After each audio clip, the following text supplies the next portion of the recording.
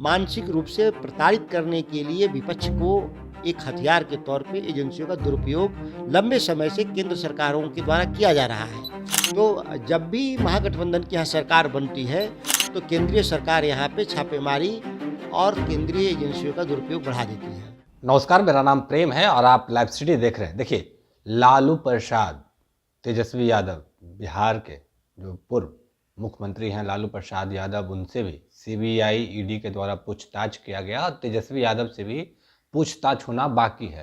पर क्या बिहार में सीबीआई ईडी आना रुक जाएंगे? सुधाकर सिंह हैं, बिहार सरकार में पूर्व मंत्री रह चुके हैं। इन्होंने एक बिल, प्राइवेट बिल का घोषणा किया है कि वो लाएंगे और सदन में इस पर बहस भी होगी। हमारे साथ बात करने के लिए पूर्व कृषि मंत्री सुधाकर सिंह है। सर, लगातार तमाम जो आरजेडी के नेता हैं, जेडीयू के भी कई नेताओं से बिहार में सीबीआई ईडी के द्वारा जब मन चाहे, जब कोई केस वैसा हुआ खुलता है, पूछताछ किया जाता। आपने प्राइवेट बिल का जिक्र किया। देखिए, जिस बात की मैं चर्चा कर रहा हूँ, ये विषय नया नहीं है।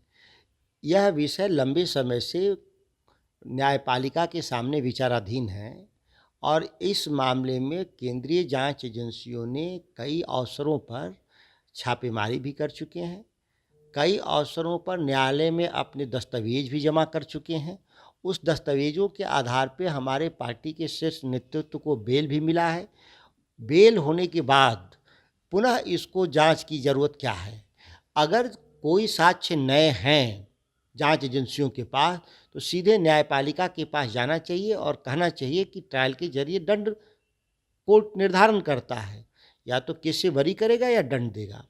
लेकिन सभी को पता है कि इस पूरे केस में कोई दम नहीं है, इसीलिए लगातार केवल मीडिया में बने रहने के लिए जांच एजेंसी और मानसिक रूप से प्रताड़ित करने के लिए विपक्ष को एक हथियार के तौर पे एजेंसियों का दुरुपयोग लंबे समय से केंद्र सरकारों के द्वारा किया जा रहा है। केंद्र सरकार में जो भी लोग बैठे हुए हों, इसी पर बहस हुआ था। आपको याद होगा, अन्ना हजारे आंदोलन चल रहा था कि एक लोकपाल का गठन होना चाहिए, लेकिन लोकपाल का गठन नहीं हुआ। उस समय के विपक्ष आज सत्ता में है और आज के विपक्ष उस समय सत्ता में थे। तो ये सर्वानुमति होने के बाद भी कानून नहीं बने। बिहार के भी संदर्भ में देखा जाए तो जब भी महागठबंधन की यहाँ सरकार बनती है, तो केंद्रीय सरकार यहाँ पे छापेमारी और केंद्रीय एजेंसियों का दुरुपयोग बढ़ा देती है। केंद्रीय तो सर सभी के यहाँ का हो रहा है, मतलब कि आरजेडी के लोग हैं उनके यहाँ भी, जेडीयू के लोग हैं उनके यहाँ भी है। और खास करके जो बिहार में विपक्ष में है, उनका कहना है कि जब गलत किए नहीं है तो डर किस बात का? जो कहने वाले कि गलत नहीं हुआ तो डर किस बात का, यही तो हम लोग भी कह रहे हैं कि हम डर कहाँ रहे हैं। लेकिन आप दिन भर पुलिस नहीं भेज सकते किसी के घर में। पुलिस को जाने का एक औचित्य साबित करना होता है। जिस मसले की पूरी छानबीन हो चुकी हो, कई अवसरों पे आप सर्च कर चुके हो परमाइसेज का, तब आपको कोई दस्तावेज या कोई सबूत नहीं मिले, तो आज नया क्या मिलना है वहाँ पर। इसलिए अगर उनके पास, जांच एजेंसियों के पास कोई नए हैं तथ्य, साक्ष्य कहीं से, तो उसको कोर्ट के सामने उनको जाना चाहिए ना। कोर्ट के यहाँ न जा कर के आप यहीं सड़क पर आप केवल एक पूरे आप विंडिक्टिव माइंड से लोगों को तबाह कर रहे हैं। तो ये सवाल है।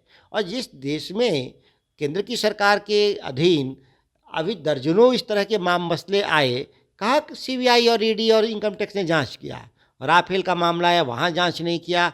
अभी हिंडनबर्ग का जो मसला है, जिसमें अडानी की कंपनियों पे आरोप है, वहाँ पे आपने जांच नहीं किया। तो आप एक तरफा कार्रवाई कर रहे हैं, यह साबित है। क्या लगता है केवल आरजेडी के लोग पे हैं सीबीआई ईडी का जांच हो रहा है? मैं कहा सभी विपक्ष के लोगों पर, बिहार में भी और बिहार के बाहर भी विपक्ष के लोगों पर जांच हो रहा है, जो केंद्र सरकार के खिलाफत में है लोग। आपने प्राइवेट बिल का घोषणा किया है। मैं एक निजी बिल, प्राइवेट बिल लाया हूं विधानसभा के सामने कि दिल्ली स्पेशल इस्टेब्लिशमेंट एक्ट के तहत जो अधिकार मिला था सीबीआई को पारा 6 में, जिसमें वह आम सहमति दी गई थी कि देश के किसी कोने में कार्रवाई के लिए हम बिहार सरकार में कानून के जरिए प्रतिबंधित करना चाहते हैं, आम सहमति वापस लेना चाहते हैं। यह कानून का मुख्य लक्ष्य है और ज़रूरत के हिसाब से बिहार सरकार निर्णय करेगी कि जांच के लिए किन एजेंसियों की ज़रूरत है।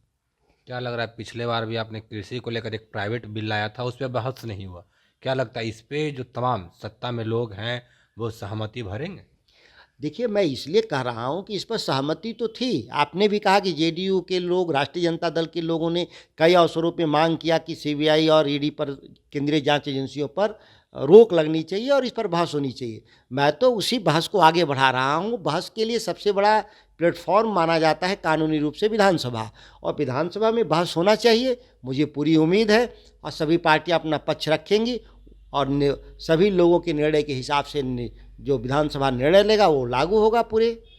आप तो कहते हैं कि जनहित में, मतलब जनमत के लिए काम करते हैं, जनता के लिए काम करते हैं। कृषि बिल आया था, वो भी आपने कहा था जनता के लिए आया है, पर उस पर तो बहस नहीं हुआ सर। जो बहस नहीं हुआ वह खत्म नहीं हो गया विषय, आज भी वह विषय जिंदा है। विधानसभा सचिवालय के सामने भी जिंदा है और जनता में भी जिंदा है।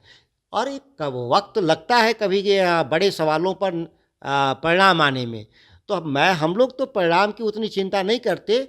हमारे बहस सही हैं और सही दिशा में जा रहे हैं। एक वक्त पे उसको वह सभी मसले सुलझा लिए जाएंगे। यानी इस पे भी सत्ता पक्ष के लोग, जेडीयू हो, आरजेडी हो, और भी जो घटक दल हैं, सभी लोग हामी भरेंगे। निश्चित तौर पे हामी बनेंगे, सबकी सहमति। और आपने एक भी अवसर पे आपने नहीं देखा होगा कि कोई विरोध किया हो कि नहीं यह कानून नहीं पास होगा या यह विषय जनता के हित में नहीं आया, ऐसा किसी ने तो बयान नहीं दिया। तो चलिए, ये बिहार सरकार के पूर्व कृषि मंत्री सुधाकर सिंह थे। इनका कहना है कि तमाम जो सत्ता में लोग हैं कहीं ना कहीं हामी भरेंगे। किसी लोग भी अभी तक कोई भी विरोध नहीं किया। बाकी की तमाम खबरों के लिए बने रहे लाइव सिटी के साथ। लाइव सिटी को सब्सक्राइब नहीं किया, सब्सक्राइब कीजिए। हमारे फेसबुक पेज को लाइक करना बिल्कुल ना भूलें। धन्यवाद।